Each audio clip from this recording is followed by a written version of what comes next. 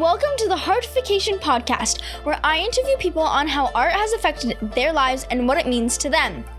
Art has a very special place in my life. It not only makes me feel happy, but it allows me to make others feel special. This podcast is all about how art has made an impact on others' lives, for all ages, all backgrounds, and all walks of life. You can find more about this podcast guest in my show notes. Without further ado, let's welcome my next guest. Hi. How are you? I'm good. How are you? I'm good. I was speaking with your dad a few weeks ago. He told me about your show and your mission, and I was so interested in meeting with someone who's so ambitious at such a young age. Like, that's incredible. So it's my honor, honestly. Yeah, well, thank you so much. So I'm just going to introduce you and we'll start. Cool. She is a tech expert and business consultant. Please look at my next guest, Cora-Lynn Hazelwood. Thank you so much for having me. Yeah, thank you so much for being on my podcast. So the first question I always ask is, how do you define art? Yeah, to me, art is anything that moves you or like evokes emotion. That's the only way that I've been able to grasp it in my own life. And that could be, anything. It's seeing a flower outside and having that like spark something in you, seeing someone launch a podcast like what you're doing and having like, this is an art form. So to me, it's anything that really emotionally moves you, I think is my definition of art. Yeah, definitely. I totally agree with you. Like, my definition is any way you're able to express yourself, let out your emotions, and different people are attracted to different art forms and they pull out an emotion of someone. And what also is really cool is if someone were to look at a painting and there's, say, 5 people, everybody would interpret it a different way based on their past experiences and their emotions, which is really cool.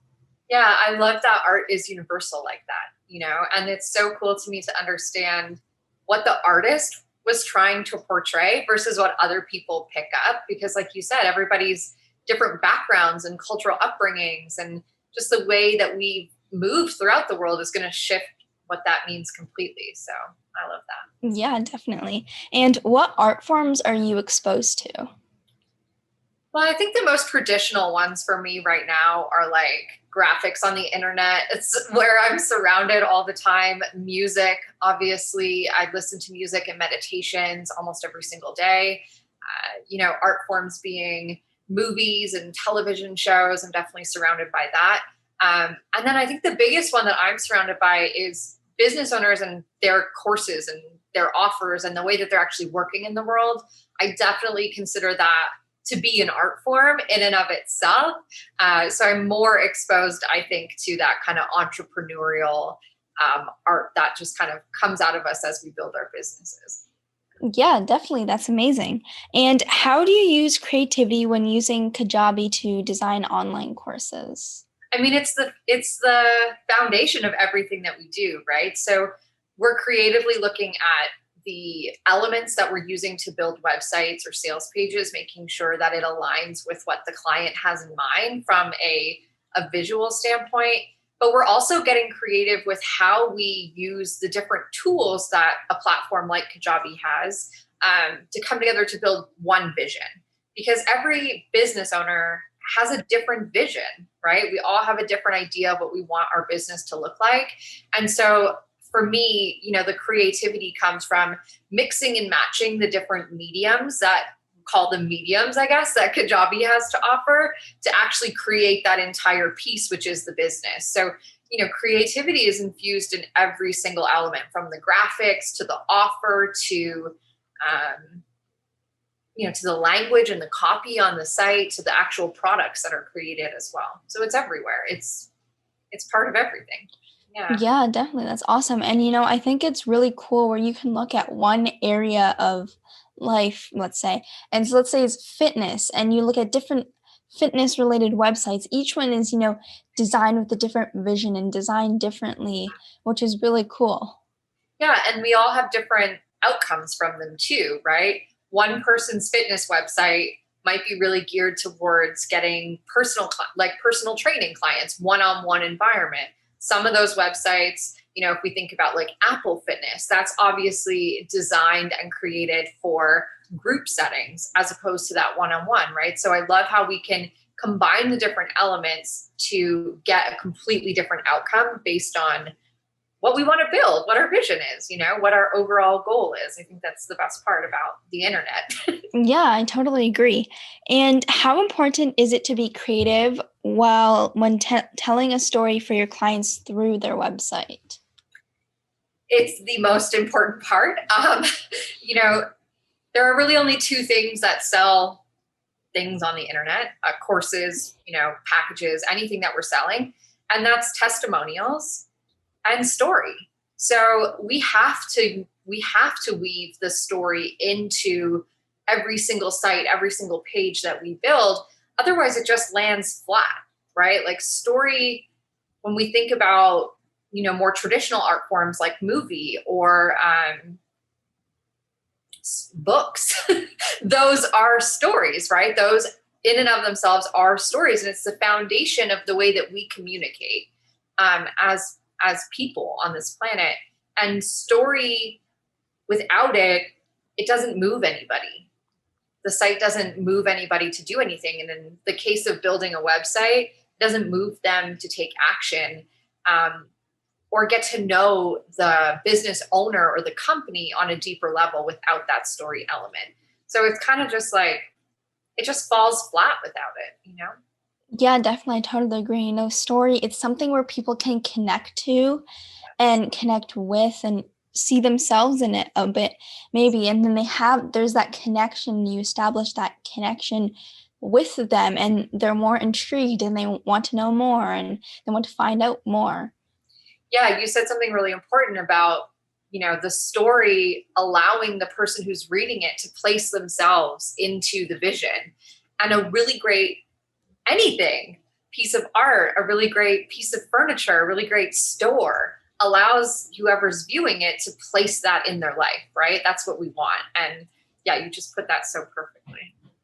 Yeah, definitely. No, I think it's also important to be creative because people will see that your website is different from all the rest as well. They'll be like, oh, that's interesting. And then they'll go through the whole website and see all of your content and all of your courses. So I think creativity is really important because it, pulls people in because it's different from all the other websites that are probably the same thing.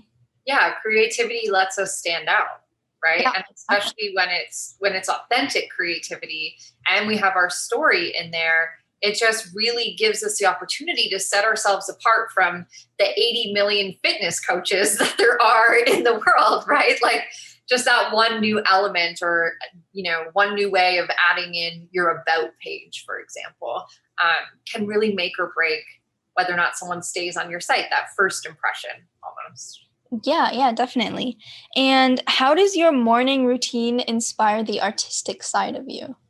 My morning routine is kind of like flexible and flowing, but for the most part, I spend time outside. Every single day, I'm either on a walk or I go for a run or I just sit by the water. I'm really blessed to live right beside the water in Toronto. So I'll just go and sit there. For me, I see a lot of patterns and I see I get a lot of ideas just from being in nature. And so my morning routine makes sure that I have that space to do that. My morning routine is also set up where I don't have any outside influence. So I try to do my best. We all fail at this one, not to have my phone like first thing in the morning so that I'm really just like sitting with myself and pulling ideas from in here instead of being influenced by out here all the time. So I try to make sure that there's at least an hour in my morning where I don't talk to anybody. I don't answer my phone and I'm not on social media so that I can really truly just be with myself and my own creativity. Yeah, that's great. And I think it's really great that you also go outside because if you were to think of art, you would think of man-made things, paintings, movies, books, but actually art is all around us and nature is art. It's so beautiful what the earth and Mother Earth has created. It's art. And so everywhere around us is art. And, just I think spending time in nature is really calming. I can see your paintings behind you as well, which are obviously very outdoor and nature based. Light to me is like the ultimate form of art. Like our lifespans here is the ultimate art form for us. We are the most true expression of emotion that there could ever be. And, going outside, whether that's watching a flower open or a squirrel run across a tree, and just seeing that bravery at which he does that, or running across like a hydro line and he doesn't stop, right? He's not like worried about it. It just, yeah, you said it. It gives you life, and it brings you so many ideas that we wouldn't normally think about. Yeah, definitely. Even like you were talking about my paintings, like I paint landscapes, and whenever we go on drives, especially long drives, I just sit outside the window, and I think that's mostly where I get my inspiration for some of my paintings. It's the nature around me and what I've seen. And I'll look at the different textures and say, oh, I should use that type of texture in my next painting for the clouds or for the trees. I love that. Yeah, the texture is so fun to me because there's so many different ways to add it in. And I love that you find those ideas visually in nature and then see how you can bring them to life on a canvas. Like, I admire painters so much because I don't have a painter bone in my body, but you're obviously really great at what you do. Thank you. And art can be therapeutic and it can help people through difficult situations. So, has art ever helped you through a difficult situation? Yeah, my whole life. I mean, I was bullied a lot as a teenager, and I lost myself in books at that time. I lost myself in, a cliche, but Harry Potter and Lord of the Rings and, all of those kind of sci-fi mythical vampire books and stuff like that were big when I was in high school. So definitely always been an avid reader, and that's kind of always been my go-to for dealing with, emotional things that are happening. The other art form that really supports me in overcoming, or at least just processing emotion, is photography. I have owned a camera and loved photography since I was in grade 10. I won my first photography competition in grade 11, and it's just always been there for me. There's something about picking up a camera and like looking through that focus onto something else that just supports me in processing whatever that might be, whether that's, the loss of a partner or the loss of my family member. There's something about taking the focus off the moment that you're going through and looking through that lens that's really therapeutic. So books and photography for sure are my go-tos, and now the internet. That's awesome. Yeah. And are you attracted to any particular artist? There's someone who I'm loving right now. Her name is Alexis Rakun. I think I'm saying that right. She's like a smaller artist that I just stumbled upon on Instagram a few years ago, but she really does these beautiful paintings on consciousness and developing intuition and what it means to be a woman. And her art is like half animated, half painted. So it's like a mix media type situation. She's someone who I just absolutely adore and look up to. So I would say she is definitely a spotlight. And then the other one would just be my clients. I think seeing them, bring programs to life and create sales pages and share their story so bravely. Every single one of them inspires me in so many ways. I would tear up if I even started thinking about it. So, yeah. Yeah, that's awesome. And are you attracted to any particular art form? Hmm. I really love paintings. There's something about my mom always had these paintings in our home growing up. They're like these typical family scenes, but they have these ghosts in them. And that was when I'm not sure the artist's name. I wish I knew. He's really famous. But that was like my first realization that art really could be something that makes you think and that shows you things that, we don't normally see traditionally. It's like, I think about paintings as like a window into something deeper, and they allow us to kind of pause and reflect on things, feelings, and emotions that we're having that we didn't even know were kind of there. And so I really love paintings. I really respect painters. Like I said, I can't paint at all. And I think the skill required to do that is just astonishing. So I would say probably painters. Yeah. Yeah, that's awesome. I think your point of, you can reflect on painting goes back to the interpretation part that we were talking about before. How different people Yeah. can interpret a different painting and they reflect on it and, they can become a better person. Yeah, there's an exploration there, right? And what I love about the painting, like as you interpret it, is that there's no right or wrong.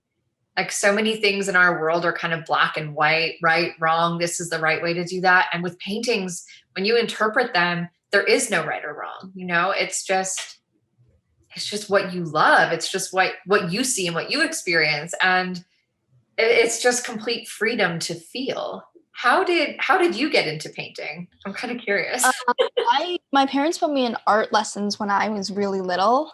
Mm. And then they started to see like I had developed a talent for it and I really enjoyed it.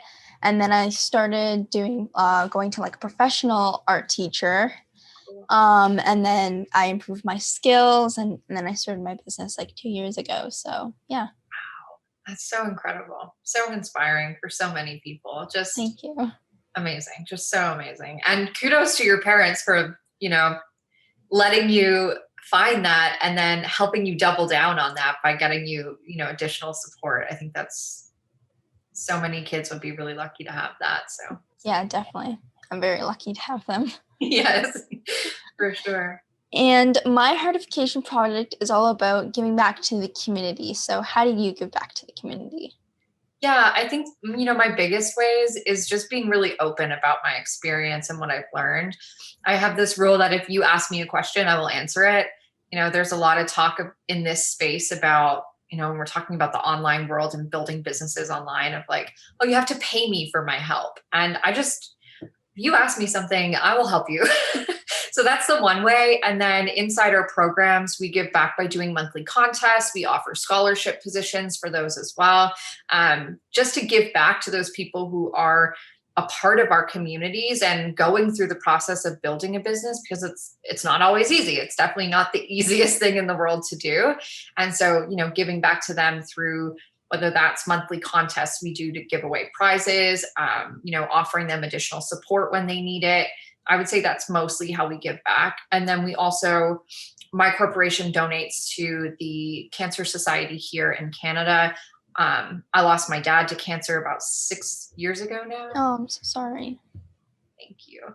So I like to give back in that space. So we give to that hospital, and I also do my best to give back around Christmas time so that, that money is going to families who need it during, a challenging holiday season. So those are probably the most, the biggest ways that we like to give back in Design to Scale. Yeah, definitely. That's awesome. And how would you like people to get in touch with you? Yeah, the easiest way to find me is on Instagram. Just search Cora-Lynn Hazelwood. I'm probably the only one. I don't know. I have never searched myself on Instagram, so I hope I'm the only one, but that's definitely the easiest way to find me. Awesome. Yeah. Well, thank you so much for doing this interview. You're so welcome. Let me know if you need, how I can spread the word about your project as well. I would absolutely love to introduce you to anybody who you want to speak with, or just let me know how I can share what it is that you're doing, because it's so powerful and we need more people like you in the world. Yeah, definitely. Thank you so much. Thank you for listening to this podcast. Remember, if you want to find out more about this guest, please go to my show notes where I have all the links needed. If you enjoyed this podcast, please subscribe to my podcast series and help me by sharing it, leaving a rating, and a comment. I hope you join me on my next podcast. Bye for now.